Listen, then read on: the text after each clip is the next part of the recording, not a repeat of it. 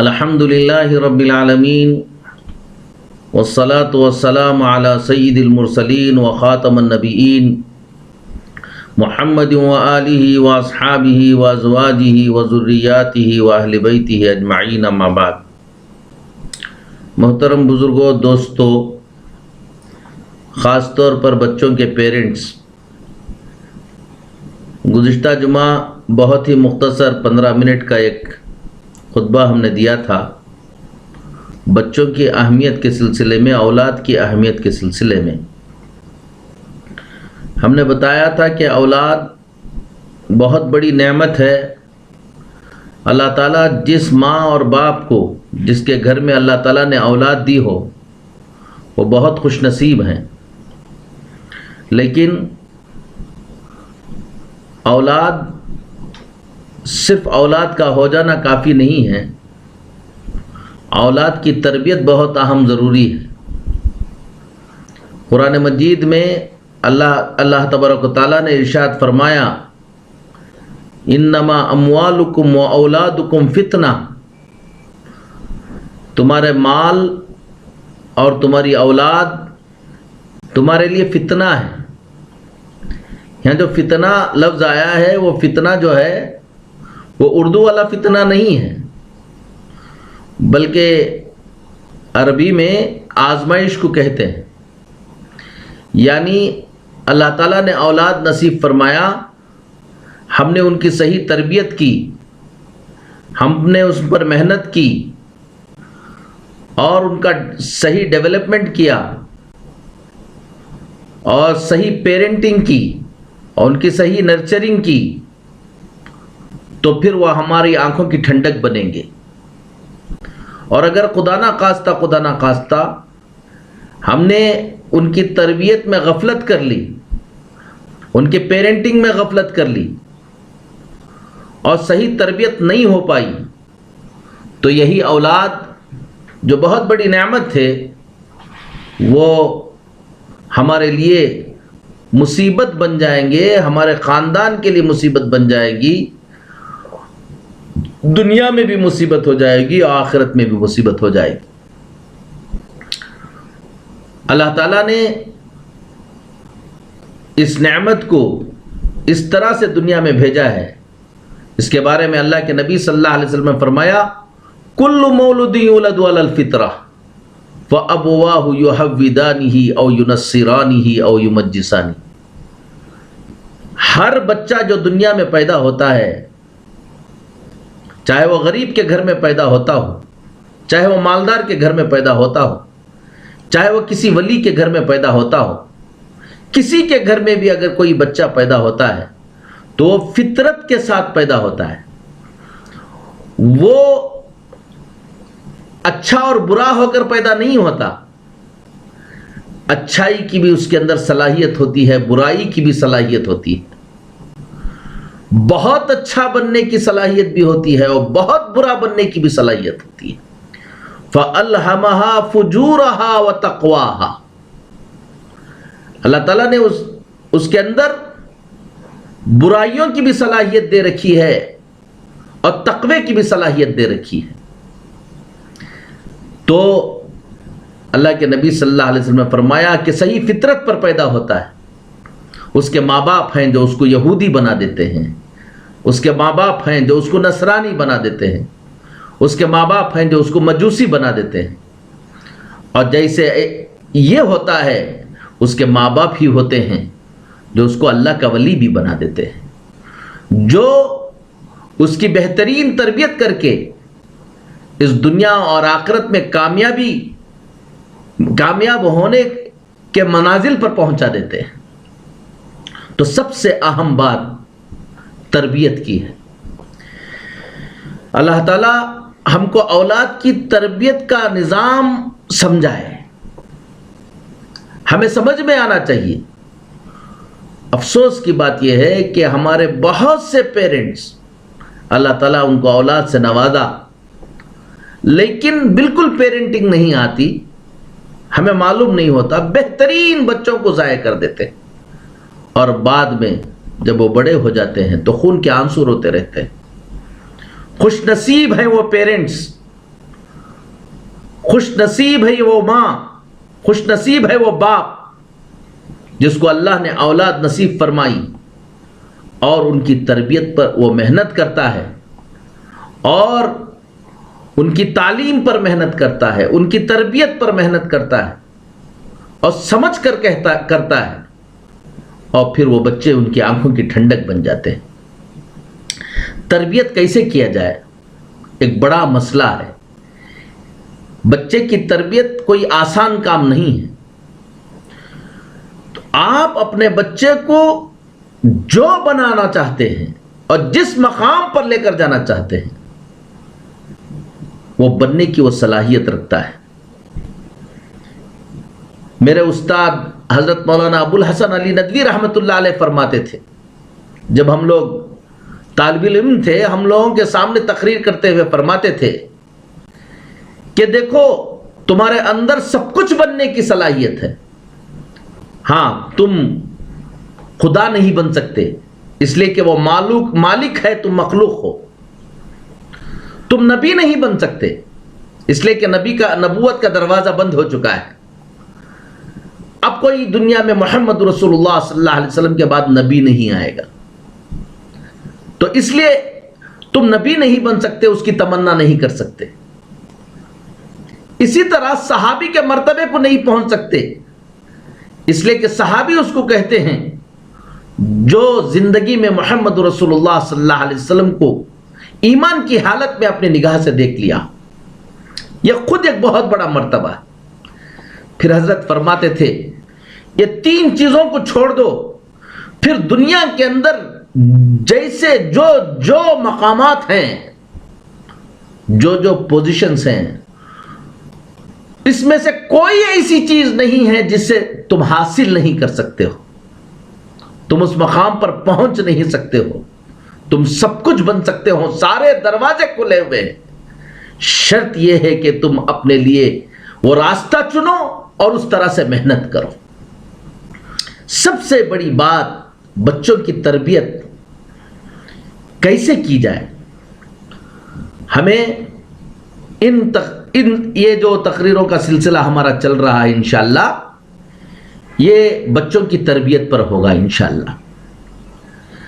ہمیں سب سے پہلا کام یہ ہے کہ ہم بچے کو پہچانیں، ڈسکور یور چائلڈ، اپنے بچے کو ڈسکور کرو، پہلے تمہارا بچہ کون ہے، کیا ہے، بچے کی تربیت کیسے ہوتی ہے، تمہارے بچے کے اندر کون کون سی صلاحیتیں رکھی ہوئی ہیں۔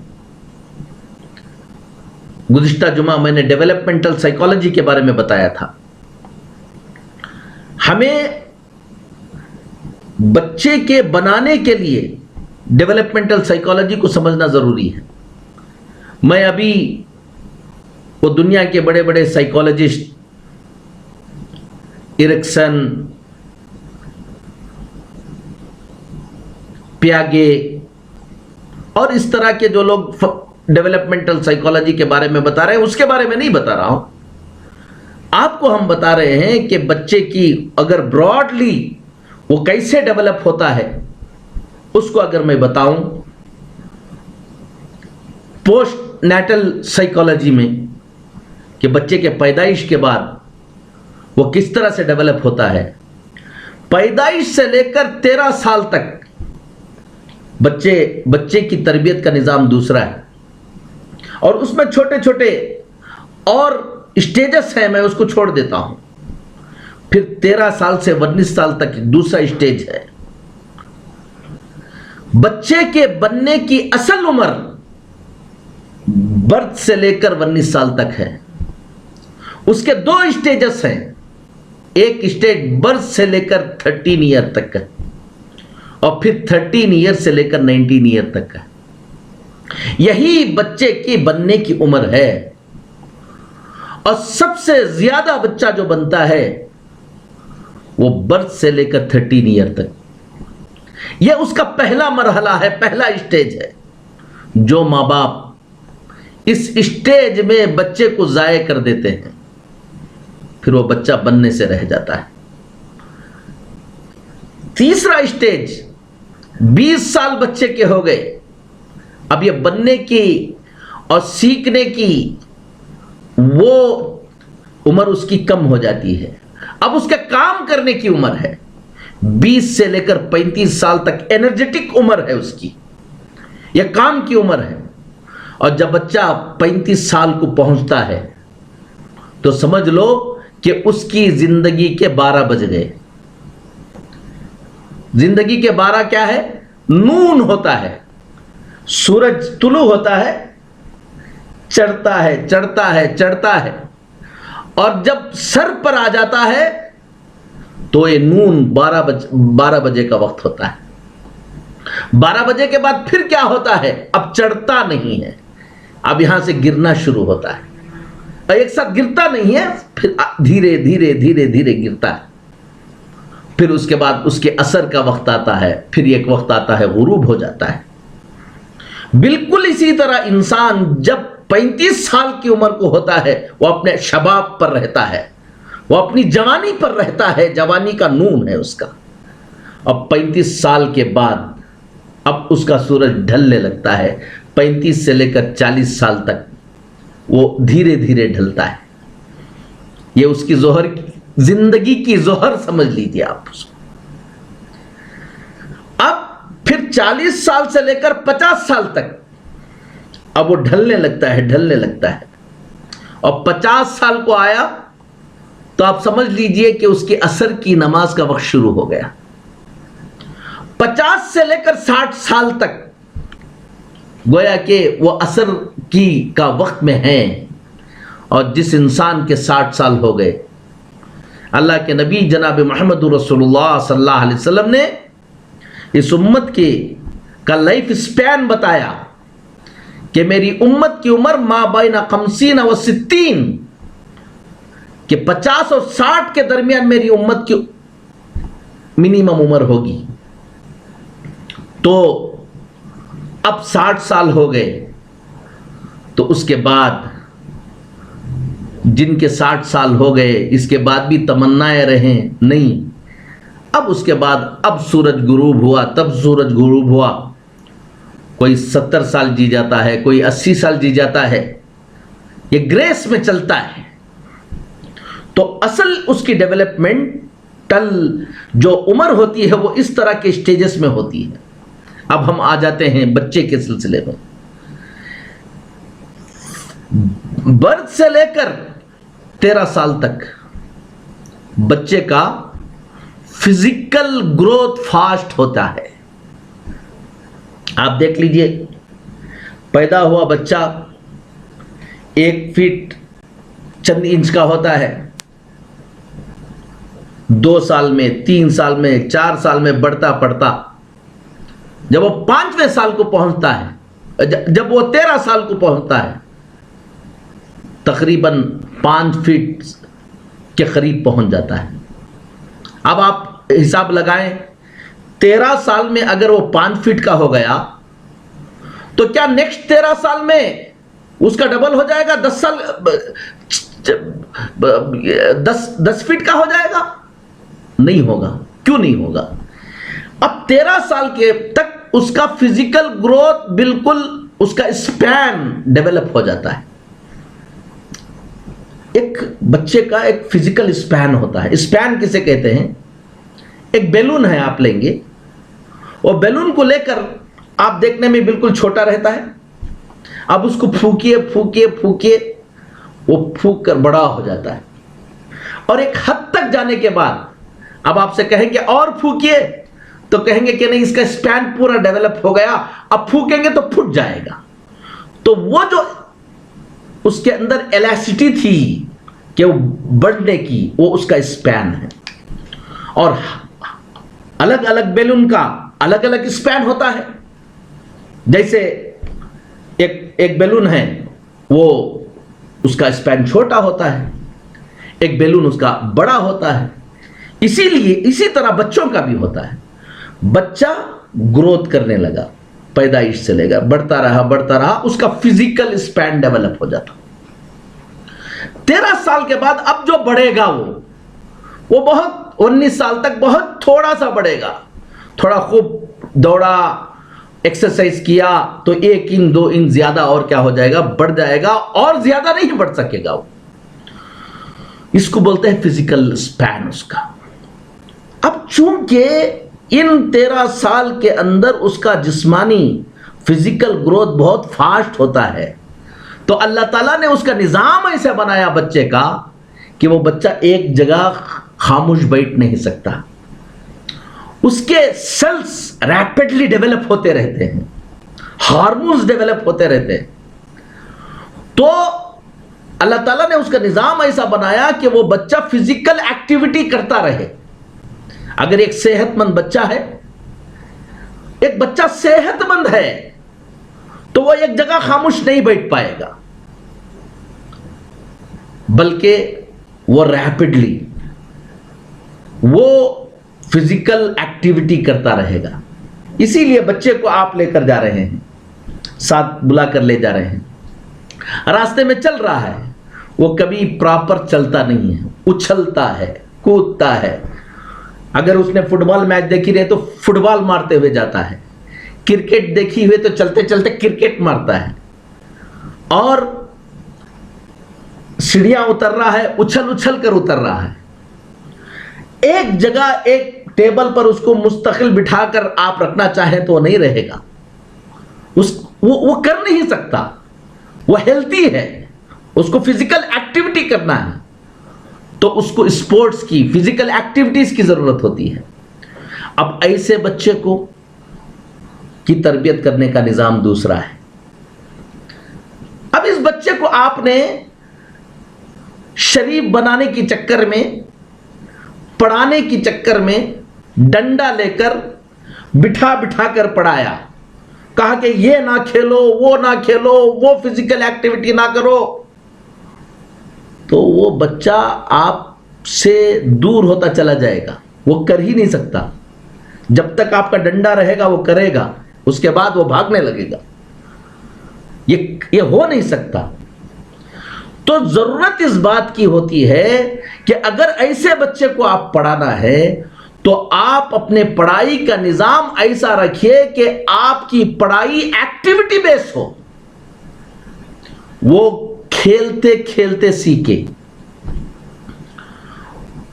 اس کے کھیل کو آپ پڑھائی بنا دیجیے. کیسے بنانا میں آگے کے خطبوں میں بتاؤں گا. اس کے کھیل کو، اس کو ایسے کھیل دیجیے، ایسے ایکٹیویٹیز دیجیے جس سے وہ سیکھے، وہ پڑھے.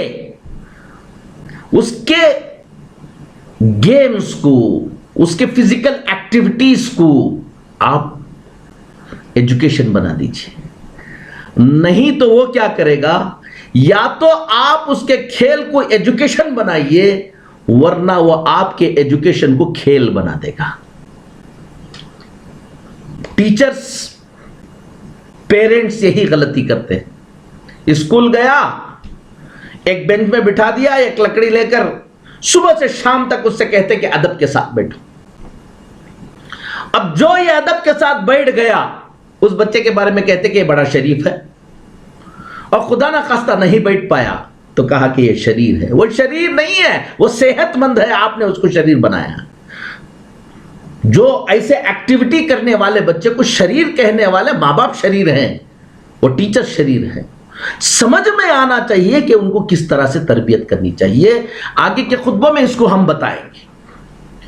اب یہ بہت اہم عمر ہوتی ہے. اس عمر میں آپ نے اس کو صحیح تربیت کی، صحیح عادات اس کے ڈیولپ کی، اس کا بیہیویئر ٹھیک کیا، تو آگے چل کر اس کے اندر دینی چیزوں کو اتارا، اس کے ذہن کی صحیح تربیت کی. آگے 13 ایئر سے لے کر 19 ایئر تک کا جو وقت آتا ہے وہ بہت کریٹیکل ہوتا ہے. اس میں بچہ، اس کا سیکسول گروتھ ہوتا ہے، کوگنیٹو ڈیولپمنٹ ہوتا ہے. 13 سال کے بعد بچہ، اس کی سوچ بدل جاتی ہے، اس کے دماغ میں نئی نئے خیالات پیدا ہوتے ہیں جو اب تک اس کو ایکسپیرینس نہیں تھے. اب وہ اکیلا اکیلا سوچتا ہے، اب اس بچے کی تربیت کا طریقہ دوسرا ہے، اور جن کے بچے 13 سال پار کر چکے ہیں ان کو میں بتا رہا ہوں. ایک سائیکالوجسٹ نے، جو اسلامک سائیکالوجسٹ ہیں، انہوں نے کہا کہ الشباب جنون للجنون فنون اقلها 70. جب بچہ میچور ہوتا ہے، بالغ ہوتا ہے اور جوانی میں آتا ہے تو جوانی ایک نشے کا نام ہے. جیسے شراب پینے سے نشہ ہوتا ہے اور نشے میں اس بچے کو جو پینے والا ہوتا ہے، شرابی کو معلوم نہیں ہوتا کہ یہ میری ماں ہے، یہ میرا باپ ہے، یہ اچھا ہے، یہ برا ہے. نالی میں گر کر گانا گا رہا ہوتا ہے، ماں کو گالی بک دیتا ہے. اور جب نشہ اتر جاتا ہے، جب لوگ کہتے کہ تم اپنی ماں کو برا بھلا کہہ رہے تھے، تو ماں سے جا کر معافی مانگتا ہے اور توبہ کرتا ہے، کہتے کہ تو نالی میں گرا تھا، افسوس کرتا ہے. اس لیے کہ وہ نشے میں ہوتا ہے، معلوم نہیں ہوتا. آپ کو ہم بتا رہے ہیں جس طرح سے شراب کا نشہ ہوتا ہے، اس سے زیادہ نشہ جوانی کا ہوتا ہے. اب کہا کہ الشباب جنون، جوانی ایک دیوانے پن کا نام ہے، اور کئی طرح سے ایک نوجوان پاگل بنتا ہے. کہا کہ کم سے کم 70 طریقے سے پاگل بنتا ہے. اب اس 13 سال کی عمر میں جب اس کے اندر یہ کیفیت پیدا ہوتی ہے تو وہ بچہ سنبھل جاتا ہے جس کی 13 سال سے پہلے کی تربیت صحیح ہو چکی ہو. اب وہ 13 سال اس کو وہاں پر سنبھالنے کا کام کرتے ہیں، اور جو بچہ 13 سال سے 19 سال تک سنبھل گیا تو اب اس کی ترقی کا دور شروع ہوتا ہے. یہی 2 دور ہیں جس میں بچے کو سنبھالنے کی ضرورت ہوتی ہے. ہم بتائیں گے کہ آگے کے جمعہ میں کہ کس طرح سے ان بچوں کی تربیت کیجیے. پھر بچوں کے بارے میں یہ سوچنا ہے کہ میرے بچے کے اندر کون کون سے انٹیلیجنسیز ہیں. ہر بچہ ڈیفرنٹ ہے. جیسے ہمارے انگوٹھے کے پورس، یہ ڈیزائن کسی انسان کا ایک دوسرے سے نہیں ملتا. آنکھوں کی پتلی ایک دوسرے سے نہیں ملتی. اسی طرح سمجھ لو کسی انسان کا ذہن ایک دوسرے سے نہیں ملتا. سب دنیا میں جو بچے پیدا ہوتے ہیں وہ یونیک پیدا ہوتے ہیں. سب کے اندر الگ الگ صلاحیت ہوتی ہے. ہو سکتا ہے کہ میرے اندر ایک صلاحیت ہو جو آپ کے اندر نہ ہو، اور آپ کے اندر جو صلاحیت ہو وہ میرے اندر نہ ہو. آپ کے 4 بچے ہیں، ہر بچہ ڈیفرنٹ ہوتا ہے. ہر بچے کے اندر ڈیفرنٹ انٹیلیجنسیز ہوتی ہیں. ایک ماں باپ، ایک ٹیچر کا فرض ہوتا ہے کہ اس کی تربیت سے پہلے یہ معلوم کرے کہ میرے بچے کے اندر کون سے انٹیلیجنسیز ہیں، ان انٹیلیجنسیز کے ساتھ اس بچے کی کیسے تربیت کی جائے. میرے 5 بچے ہیں، 1 بیٹی ہے، 4 بیٹے ہیں. 5 ڈیفرنٹ ہیں، 5 کی تربیت کا طریقہ الگ ہے. تو اب ہمیں معلوم ہونا ہے وہ انٹیلیجنسیز، کوئی انٹر پرسنل ہوتا ہے، کوئی انٹرا پرسنل ہوتا ہے، کوئی لنگوسٹک ہوتا ہے، کوئی لاجیکل میتھمیٹیکل ہوتا ہے، کوئی کائنیسٹک ہوتا ہے، کوئی میوزیکل ہوتا ہے، اسپیشل انٹیلیجنسی، نیچرل انٹیلیجنسی. یہ سارے انٹیلیجنسیز ہر بچے کے اندر ہوتے ہیں. لیکن کون سا بچہ کس انٹیلیجنسی میں زیادہ ڈومیننٹ ہے، ہم کو وہ پہچاننا بہت ضروری ہے. تبھی ہم بچے کی تربیت کر سکتے ہیں. ایک بچہ کائنیسٹک انٹیلیجنسی کا ہے، اس کا میدان عمل دوسرا ہے. ایک بچہ لنگوسٹک ہے، اس کا میدان عمل، اس کے تربیت کا نظام دوسرا ہے. ایک بچہ انٹر پرسنل ہے، ایک بچہ انٹرا پرسنل ہے. ایک انٹرا پرسنل ہے تو وہ لوگوں سے نہیں ملے گا، اکیلا اکیلا رہے گا، ہم اس کو کہیں گے کہ شریف ہے. اور انٹر ہے تو وہ بچوں سے، سب سے سوشل رہے گا، وہ دوستوں کے بغیر نہیں رہے گا. ہم کہیں گے کہ یہ بہت ادھر ادھر جا رہا ہے، بہت نالائق ہے. نہیں، نہ وہ شریف ہے نہ یہ نالائق ہے. دونوں کی انٹیلیجنسی الگ ہے، دونوں کا میدان الگ ہے، ان کی تربیت کا طریقہ الگ ہے. ہمیں اس کی ضرورت ہے پہچانے. پھر تیسری چیز ہمیں پہچاننا ہے کہ انسان جو آپ کا بچہ بنا ہے وہ بچہ دو چیزوں سے بنا ہے. ایک اس کا جسم ہے, ایک فزیکل جو اپیرنس ہے اس کا وہ ہے, ایک اس کی روح ہے. یہ ہمارا جو جسم دکھ رہا ہے اس کی آنکھیں ہیں, اس کے کان ہیں اور اس کا دل ہے. ہم یہ آنکھوں سے دیکھتے ہیں, یہ کانوں سے سنتے ہیں اور اس دل کے اندر خیالات پیدا ہوتے ہیں. ہمارا برین ہے, تو اس کو بھی ڈیولپ کرنا ضروری ہے. لیکن صرف انسان اتنا نہیں ہے, اس کی ایک روح بھی ہے. اس روح کی تربیت بھی ضروری ہے. اور روح کیا ہے, اس کی تربیت کیسے کرنا ہے؟ روح کے کان ہیں, روح کی آنکھیں ہیں, روح کا دل ہے, روح کا دماغ ہے. روح کی آنکھیں, آپ ان آنکھوں سے سب سامنے دیکھ سکتے ہیں, پیچھے نہیں دیکھ سکتے. ان آنکھوں سے آپ جو گزرا ہوا زمانہ ہے وہ دیکھ نہیں سکتے.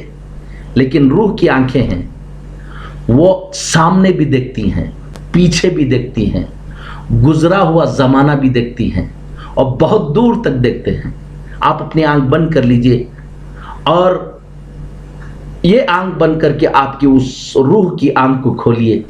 یہاں سے دیکھیے 1 سال پہلے آپ اپنے گھر میں آج کا دن کیسے تھے نظر آئے گا.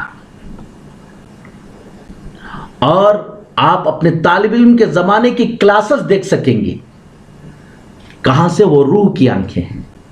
اسی طرح اس روح کے کانوں سے اس وقت کی آپ کی ماں کی آواز کو, آپ کے ٹیچرز کی آواز کو سن سکتے ہیں. تو معلوم کیا ہوا کہ بچہ صرف ایک جسمانی گروتھ نہیں ہے, اس کا روحانی گروتھ بھی ہے. ان دونوں کی تربیت جب آپ کریں گے تو آپ کا بچہ کچھ بنے گا. بعض مرتبہ جسم پر ہم خوب محنت کر دیتے ہیں اور اس کی روح پر محنت نہیں کرتے, تو وہ روح کی اس کی آنکھیں اندھی ہو جاتی ہیں, اس کے کان بہرے ہو جاتے ہیں اور اس کا دل مردہ ہو جاتا ہے اور وہ بالکل جانور بن جاتا ہے. قرآن مجید اسی لیے نازل ہوا کہ ایک بیلنس تربیت کی جائے, کہ اس کے جسم کی بھی تربیت ہو اور اس کی روح کی بھی تربیت ہو. آپ سمجھ لیجئے آپ غریب ہیں, مالدار ہیں, اس سے کوئی تعلق نہیں ہے. آپ ولی ہیں, آپ کیا ہیں, اس سے کوئی تعلق نہیں ہے. سب سے بڑی بات یہ ہے کہ آپ اپنے بچے کی تربیت کیسے کر رہے ہیں. آپ کا ہر بچہ بہت بڑا دنیا کا عظیم انسان بن سکتا ہے. 2 منٹ میں آپ کو ہر جمعہ چند لوگوں کے واقعات سناتا ہوں پیرنٹنگ کے, آپ اس کو دیکھ لیجئے. ایک بچے کا واقعہ سناتا ہوں آپ کو. کوفہ کے اندر ایک بچہ تھا جس کا نام تھا یعقوب. ان کے والد کا انتقال ہو گیا تھا اور ان کی ماں بیوہ اور غریب تھیں. گھر میں فاقہ چل رہا تھا. چھوٹا سا بچہ یعقوب, ماں نے پریشان ہو کر ایک دھوبی کے ہاں لے جا کر لیبر پہ رکھا کہ دھوبی کا ہیلپر بن سکے وہ. اور ہر دن صبح سے شام تک ہیلپنگ کا کام اگر وہ دھوبی کا کرتا ہے تو شام میں آنے کے وقت وہ دھوبی ایک دانی, اس زمانے میں ایک آنا کہا جاتا تھا, ایک آنا اس بچے کو دیتا تھا. وہ ماں اس کا ایک آنا لے کر اس کی تربیت کر, اس کے کھانے پینے کا سب نظام کرتی تھی. اب وہ بچہ جب دھوبی کے گھاٹ پر جاتا تھا تو راستے میں ایک مسجد تھی جہاں پر ایک بہت بڑے شیخ بیٹھ کر بچوں کو علم سکھا رہے تھے. وہ بچے کو شوق ہوا کہ کیا ہو رہا ہے, جا کر کھڑا ہو گیا مسجد کے پاس اور پڑھتے پڑھاتے ہوئے بچوں کو دیکھ کر اس کے اندر شوق پیدا ہوا. وہ مجلس میں جا کر بیٹھ گیا اور اس کا دل لگنے لگا. اور اس دن دھوبی کے ہاں نہیں گیا, واپس آیا. ماں نے کہا کہ بیٹا وہ دانیک لے کر آیا. کہا کہ امی میں ایک کلاس میں چلا گیا تھا اس لیے آج دھوبی کے ہاں نہیں کر پایا.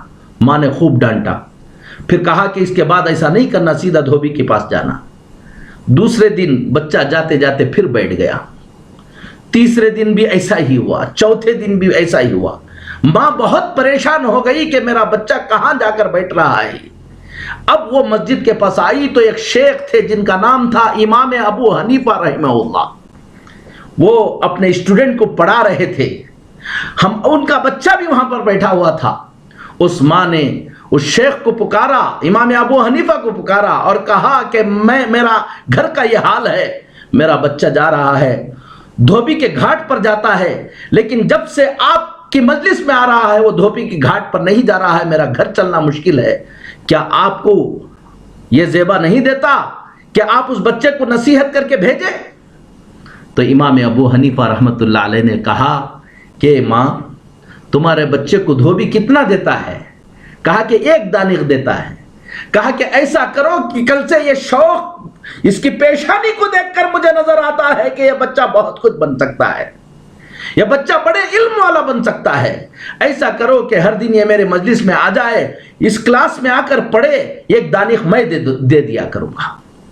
وہ خوش ہو گئیں، جانے لگیں تو پکار کر کہا کہ اے یعقوب کی ماں، میں تمہیں بتاؤں، آج تمہاری وہ 1 دانق دینے کی وجہ سے تم کو خوشی ہو رہی ہے، تم نہیں سمجھ رہی ہو کہ تم اس کلاس میں پڑھنے پڑھانے پر چھوڑ کر تمہارے بچے کو کس مقام پر پہنچا رہی ہو۔ اس دن تمہارے بچے کے خوشی کا کیا عالم ہوگا جب دنیا کے بہت بڑے بادشاہ خلیفے وقت کی دسترخوان پر بیٹھ کر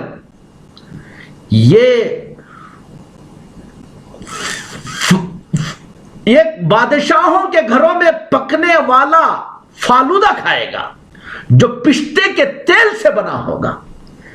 وہ ماں کو سمجھ میں نہیں آیا کہ کیا بات ہے یہ، وہ چلے گئی۔ یہ بچہ پڑھتا رہا، حضرت امام ابو حنیفہ نے اس کو بناتے رہے، پڑھاتے رہے، شوق سے پڑھتا رہا۔ یہ دھوبی کا بچہ اے یعقوب بعد میں جا کر امام یوسف بن گیا۔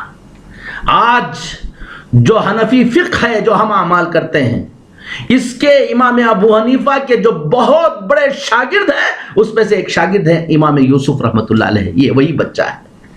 اب اس زمانے میں ہارون رشید تھے، پوری بہت بڑی عراق اور مصر، سعودی عربیہ، شام، یہ پورے علاقے پر ان کی حکومت تھی، بہت بڑے سپر پاور تھے۔ انہوں نے اس پورے ملک کے چیف جسٹس کے نام کے لیے امام یوسف کا نام تجویز کیا، اور امام یوسف رحمت اللہ علیہ کو پورے ملک کا قاضی القضات، چیف جسٹس بنا دیا۔ اب ہارون رشید بڑا دیندار تھا تو بار بار اپنے دسترخوان پر امام یوسف رحمت اللہ علیہ کو بلایا کرتا تھا۔ ایک دن حضرت امام یوسف کے لیے دسترخوان بچھا ہوا تھا، بادشاہ بیٹھا ہوا تھا، تو اس کے دسترخوان پر ایک فالودہ آیا جو فسٹے کے تیل سے بنا ہوا تھا، اور اس نے اٹھا کر اپنے ہاتھ سے دیا کہ حضرت اس کو لیجئے، یہ بادشاہوں کے محل میں بنتا ہے، ہمارے لیے بھی کبھی کبھی بناتے ہیں، آپ کے اعجاز میں ہم نے اس کو بنایا ہے۔ اس کو دیکھا، دیکھتے ہی امام یوسف رحمت اللہ علیہ کے آنکھوں میں آنسو آ گئے۔ خلیفہ پریشان ہو گیا، پوچھا کہ کیا بات ہے؟ انہوں نے کہا کہ کوئی بات نہیں۔ کہا کہ نہیں، کیا بات ہے، کیوں آنسو آ رہے ہیں؟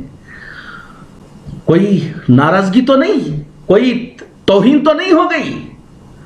تو امام یوسف رحمت اللہ علیہ نے کہا کہ خوشی کے آنسو ہیں، مجھے وہ دن یاد آ گیا جب میری ماں جا رہی تھی، میرے استاد نے کہا تھا کہ یہ دھوبی کا بچہ جب علم حاصل کرے گا تو وہ وقت آئے گا بادشاہ کے دسترخوان پر بیٹھ کر فستے سے کے تیل سے بنا ہوا فالودہ کھائے گا۔ آج میں دیکھ رہا ہوں وہ خوشی کے آنسو ہیں۔ ہارون رشید نے کہا کہ آپ کے استاد پیشانی کے آنکھوں سے زیادہ اور روح کے آنکھوں سے دیکھا کرتے تھے۔ یہ بچے کی تربیت کرنے سے ہوتا ہے۔ آپ میں سے ہر ایک کا بچہ اس طرح سے بن سکتا ہے، شرط یہ ہے کہ امام ابو حنیفہ والی تربیت مل جائے، شرط یہ ہے کہ صحیح تربیت اس بچے کو مل جائے، آپ کا بچہ سب کچھ بن سکتا ہے۔ یہ کرونا وائرس کے زمانے میں بچوں کو ضائع نہ کرو، بچوں کی فکر کرو، ان کے کھانے پینے کی جیسے فکر کرتے ہو اس سے زیادہ ان کی تعلیم کی فکر کرو. پیٹ پر پتھر باندھو لیکن بچوں کی تربیت کا نظام کرو. انشاءاللہ تمہارے گھر کے اندر وہ آنکھوں کی ٹھنڈک بنیں گے. آئندہ جمعہ ہم بتائیں گے یہ بچوں کی تربیت کے یہ جو ابھی ہم نے انٹیلیجنسیز بتائیں اس کا کیا مطلب ہوتا ہے, اس کی کیسے تربیت کی جاتی ہے, کن کن چیزوں کا لحاظ کرنا پڑتا ہے, لرننگ ڈسیبلٹیز کیا ہوتے ہیں, یہ ساری چیزیں ہم بتائیں گے. اللہ تعالی ہماری اولاد کو بھی بنائے, آپ کی اولاد کو بھی بنائے, اس امت کو بنائے. یہ ہم اولاد ہمارے پاس امانت ہیں. اللہ تعالی ہم سب کو کہنے سے زیادہ سننے سے زیادہ عمل کی توفیق نصیب فرمائے. وآخر دعوانا ان الحمد للہ رب العالمین.